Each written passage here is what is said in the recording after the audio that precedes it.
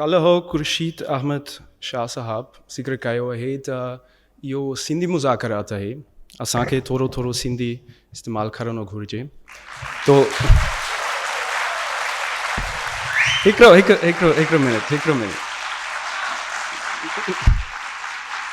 सही ठीक है हिकिड़ो मिनट एक सेकंड मुंहिंजी सिंधी हिकु तहक़ीक़ी मुकाले जे लाइ सुठी न आहे तो मूं सोचियो घटि में घटि मुंहिंजी तारुफ़ सिंधी में कंदुसि ठीकु आहे तो मुंहिंजो नालो यूर्गन शाफलेचनर आहे मां दरअसल हाइडलबर्ग जी यूनिवर्सिटी में जे साउथ एशियन इंस्टीट्यूट में काम कंदो आहियां हुते मां कल्चरल एंथ्रोपोलॉजिस्ट आहियां ठीकु आहे ठीक है तो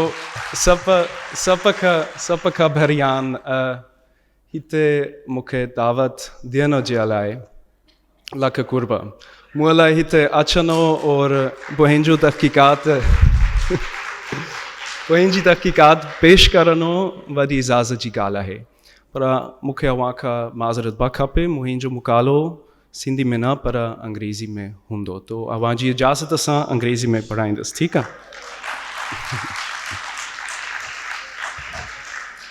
So I have one more request because the pictures that I'm going to show are very dear to the community with whom I've been working for the last 4 years. I got the permission to show these pictures in conferences like these, but they asked me not to publish them. So they are also not in my book. So I ask all those people who take pictures and who are from the media here, please not to take pictures because it's very dear for them. And so please help me to just keep my promise. तो आप जो लोग इधर filming करने वाले लोग हैं आप इसको मेरे प्रेजेंटेशन को फिल्मिंग ना करें ठीक है क्योंकि जो तस्वीरें मैं दिखाना चाहता हूँ ये जो लोग जो हिंगलाज को मांगते हैं उन लोगों के लिए बहुत पाक है मैंने वादा किया है कि इसको मैं पेश नहीं करूँगा इसको पब्लिश नहीं करूँगा तो आप मेरी मदद कीजिए इस वादा को ना तोड़ना ठीक है So in the following I will show that the sacred side of Hinglaj or Bibinani as the goddess is also called locally, is placed in the social religious concept, is utilized by various discourses, supplying it with different kinds of meaning. Thus, I will start with a short overview of the different angles or lenses for which one could approach the history and the current practices at the shrine. I will show that it is necessary to consider Hinglaj as a multi-layered phenomena that cannot be explained without the thorough studies of various communities and individual actors that in the past have engaged with the shrine. I also aim to show that it is difficult to establish any kind of continuous religious practice at the modern-day Hinglaj shrine that dates back before the 15th or the 14th century. This is also why I am suspicious of linking the shrine to ancient sites like Mohenjo-daro, as it is found in some contemporary texts. At the end of my presentation, however, I hope to suggest a way in which we could determine a continuous practice at the shrine, at least until today. So, the first angle that I would like to present is Hinglaj as a clan goddess for many castes and communities all over the South Asian subcontinent. I'm sure all of you know that. In their historiographies, Hinglaj is associated with the origin or the survival of the community, found, for example, in the cultural memories of the Brahmakshatriyas, many Lohana communities, and Jogis and Charans. For some of these communities, the journey to a shrine is mandatory once in a lifetime, a ritual practice that has become increasingly challenging in the post-partition setting, as you can imagine, and especially after the 1965 war. One approach to the history of the shrine and the residing goddess, thus, must take their oral and written histories into account. And one particularly intriguing point here is how do people from India manage to come here to this shrine in Balochistan, and when they come back, how does their life change? And what is the symbolic capital of such journeys? Another approach, and I think a very important one, is through the current Pakistani Hindu community, as it is here where religious identities clash with those interpolated by the nation state. Hinglaj occupies an important role for Pakistan's Hindu community because after the construction of the Makran Coastal Highway and the connection of the former Aloof Shrine, which was in the desert for many centuries, the place became somewhat of a unifying signifier for all castes, communities, and classes of Pakistani Hindus. And in their understanding, the place is associated with the misery of the goddess Sita, who killed herself over an argument with her father, the King Daksha. It is said that Sita's head is found at Hinglaj, which causes the place to be an attraction for Devi worshippers from all over the world. Today, in Pakistan, it is not. She is not any particular family goddess or the patron of a few anymore, as she might be in India, but her abode became the main religious sites honored by the whole Hindu community in Pakistan. This role as unifying signifier and melting pot for a generally fairly heterogeneous community triggers processes of ritual dynamics and solidification at the shrine until today. In very short, just another promising point. I'm sorry that I just called it Western scholarly work, but this is basically the work of colonial officers like Captain Hart from 1839 or Charles Mason from 1842 or Wilford, who first studied the shrine and its religious beliefs in the 19th century. In these travelogues and reports, the association of Bivinani, and I'm sure you all have heard this association of Bivinani being actually of Chaldean origin and also of an origin with other Asian goddesses until the shore of Greece. This is the first time that it appears in the 19th century. So it was Charles Mason, a company soldier, who was the first to link Bivinani in Baluchistan with other goddesses, as said, until the shores of Greece.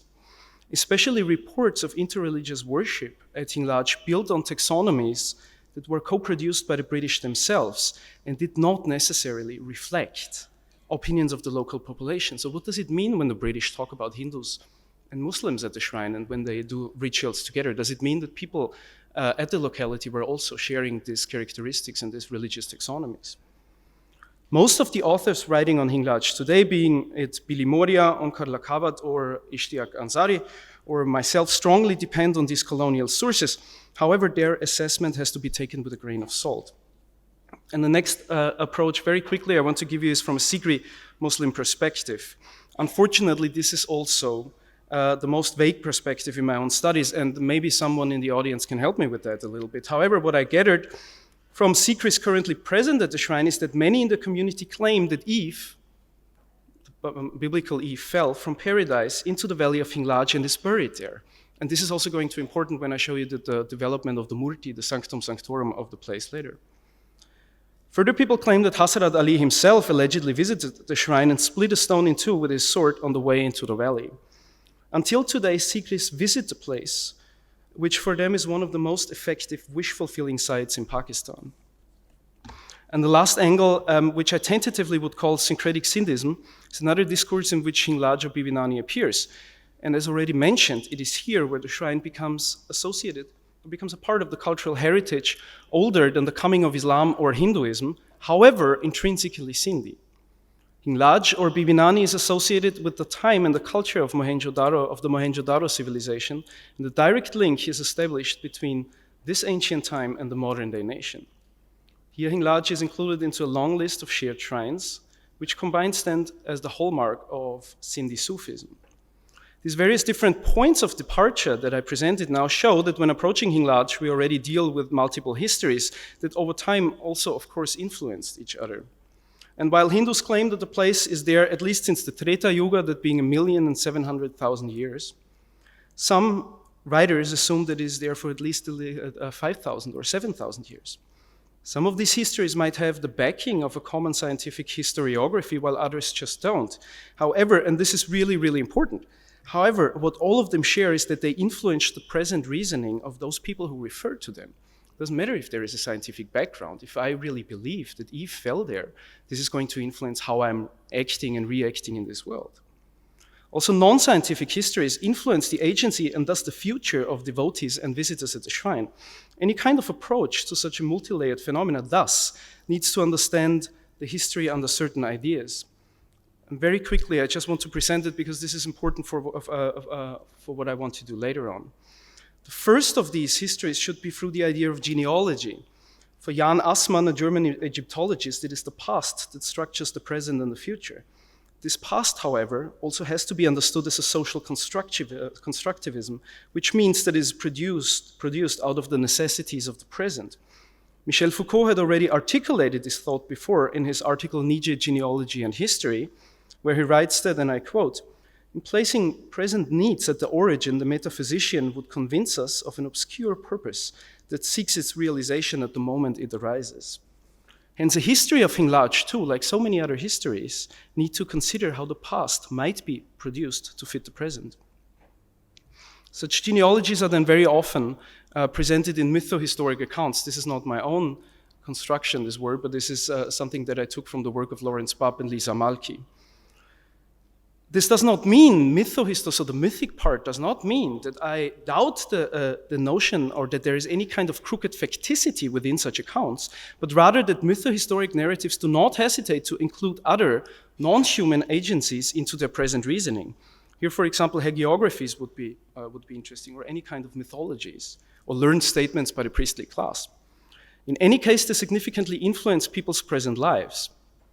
And now the last thing, I hope we can see this here. So the last thing is combining these two. We have to conclude that every kind of history is never simply meaning or objective history, but always political and influenced by our present political endeavor. So hence, including accounts being 1,000, 2,000, 7,000, 10,000 years old might have to tell more about those claiming these than the actual phenomena itself. So I think at every kind of approach towards the past also needs to be reflexive about the present moment from where we take this approach. And now I'm not going to bore you anymore with these theoretical things. It's over. I promise. Last thing is I'm going to leave this aside and I'm going to look at the earliest appearances of the residing deity as I have found it. First of them being Sanskrit sources. Now, important, Sanskrit sources are not very reliable in dating them because it's really difficult to locate them into a certain period. So the name Hinglaj or its associated names firstly appear between the 10th and the 15th century. You see that's a very, very long time period.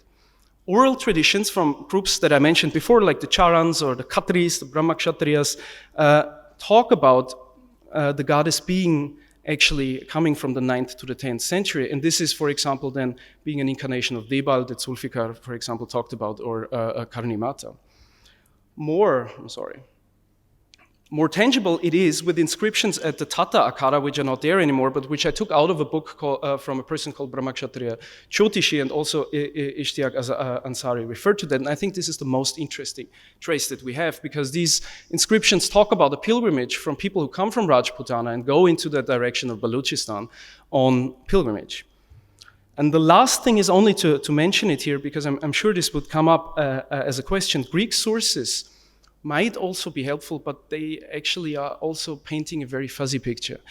We don't know if they actually talk about Hinglaj. There's Ctesias who talks in the 5th century before the Common Era about the place where the sun and the moon are carved into a mountain wall in the direction of Hinglaj. So this could be possible, but it could also be some other place. So in which way the mentioning of Hinglaj in Sanskrit texts can be connected to a modern-day Hinglaj phenomena is questionable. The Brahma Vaivarta Purana, one of the earliest descriptions of this place in Baluchistan, only describes a very generic Durga statue there and a possible salvation for those who see it. The annals at Tata mention a continuous pilgrimage practice at the shrine, but also do not supply us with any kind of information. Stasia's comment could actually talk about the shrine in Baluchistan, but could also hint at some completely different site lost over the last 25 centuries. Ultimately, it will be difficult to find evidence of a continuous practice at the shrine before the 14th century. When we look at the religious landscape inside, so now I'm just talking about people going into this direction. When we look about the religious landscape inside this valley, it's getting even more difficult. So let me just show you two pictures, and this is really interesting. So this first picture is from 1943, from an archaeologist called Marc Aurel Stein, who took this picture of the shrine. This picture, next picture is my own, 70 years later. So you see, obviously the pictures are there, but also very significant shift within the topography. There is no pond anymore. And this is the last pond after people went for days, often months, through the desert. It was the last pond before they were able to see the Sanctum Sanctorum. So it was a really important part within the ritual practice. So I'll come back to this in a minute. To show you the changes within the image and the murti, I have two pictures only 20 years apart. This one showing a stone which actually comes out of the mountainous wall, which could be, oh, that's very nice, thank you. So, which could be it looks a little bit like a gravestone with some stone heaps here on top. Now, Sigris think that this is the gravestone of Eve. This changed in 2012 significantly because now the gravestone was covered, and what is more important now were the stone heaps on top that were foregrounded by the community. So what I want to say here is we have significant changes in the conception of space, conception being the work how temple organizations, architects, engineers make place, in the practices, meaning how people are able and what are they able to do there, and the religious imaginary. And I'm going to show you a picture. And anthropologists like to tell stories, so I'm going to give you another story. This pond here, called Charankund, disappeared only in 2009 after the temple committee tried to dig it up 3 times again, because as I said, it's a very important pond. People needed to take their last bath before they were able to see the goddess. After digging it up 3 times again, being in vain, they just concreted the area, as you've seen before in the picture. So when in 2009 I asked the reciting Pujari what happened, he told the following story. He said, a woman came during the festival, and she came with her small child. And the child drowned in this pond and died. So 12 days after morning, she went to Tata, to the temple of Mata Bhavani in Tata, and cried in front of the goddess there and said, what kind of mother are you? People bring your dead and you resurrect the dead there. And I bring you my living child and you take it away from me. So do away with this pond. I don't want to see it anymore. And the Pujari said, and this is 2009, the Pujari said within 15 days, so the priest there, within 15 days, the pond was closed. So what I want to say here is there are changes within topography which influence the religious imaginary, meaning the religious understanding of what we have of this place and the practices. So, and now I'm trying to connect this with what I said before about history. Oh. This mytho-historic account, so the story that I told you, shows in which way conceptions, so how a place is made by architects and so on, imaginaries, how we imagine this place, what happens there, and practices of space, so rituals, what do we do there? Do we bow down? Do we light incense and so? Are deeply entwined and cannot be separated. These 3 things cannot be separated. This notion of an entwined production of space is not new, but instead has been pointed out by many scholars of the so-called spatial turn, foremost the French philosopher Henri Lefebvre. As any change in the topographical environment, as you have seen, will also influence the conceptions, the imaginaries, the practices at the religious sites, as we have seen with this story.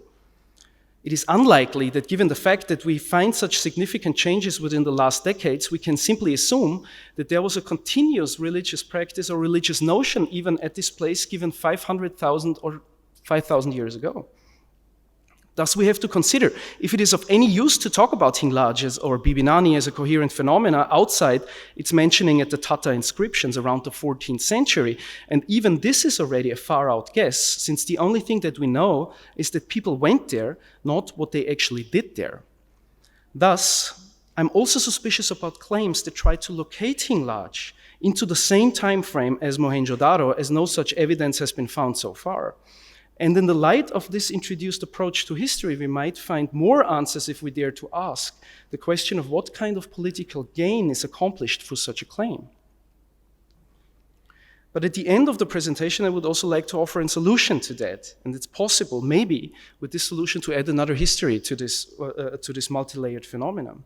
I want to bring your attention to what is broadly considered the main ritual at the shrine of Hinglage, as it is mentioned in most of the rituals, the written material I was working with, the circumambulation of the shrine. So as you see here, this is the platform on which the Sanctum Sanctorum rests. You have 2 doors, one on the left, one on the right, which are about 90 centimeters long, which lead into a tunnel for which one has to crawl on all 4, and then you come out on the right side. This is considered as the main rebirthing ritual at this place, where people go into the womb of the goddess and are reborn out of the mountain, out of the body of the goddess, and get a new soul. So that's why it is also called the garb or the kok, so the womb of the goddess out of which the devotees come. And to point your attention to this part here is rough masonry and a brick wall, and I'm going to show you that, but the part that leads underneath the image is actually part of the mountainous wall, and I think this is the oldest part of this shrine in Balochistan. So let me just take you through with that, and these are the pictures I was actually talking about. So you enter, you see rough masonry on the top, you see a stone brick wall. You go a little bit further. Oh, that's a pity now, it's a little bit cut here. I think it's better over there. The more you go in, you come to the smallest part where you see the mountainous wall on which you go along on the left side is almost overhanging. And you go through the smallest part. You go out, you see a brick wall is coming again, masonry appears, and then with a turn to the right, you're out of the tunnel, and this is actually not, you can see it here. So this is the tunnel door. So after providing you with an overview of the few groups that relate to Hinglaj, I want to suggest the following. An archaeological survey of this part of the Shrine of Nani could help to connect one of its main central rituals to a certain place in time. This notion of rebirth is widely spread in the literature about the shrine, and hence it can be assumed that the natural cleavage seen here, you see it well, seen here could shed light on the rebirthing ritual and the possible ongoing ancient practice. Since the masonry is modeled along the mountainous wall, which presumably has not changed and leads underneath the Sanctum Sanctorum, that being the image of the deity, this part of the whole Hinglaj phenomena promises to stand for an unchanged ritual performance continuing until today, and so could connect the present and the past. Not only words, not only analog comparison, but you really would have an ongoing practice. So let me finish now with the hope that among all of the present eminent scholars, this might be an enticement for the future, for a thorough analysis of this intriguing part of the temple of Nani Mata, which could shed more light on the history of Hinglaj. Thank you so much.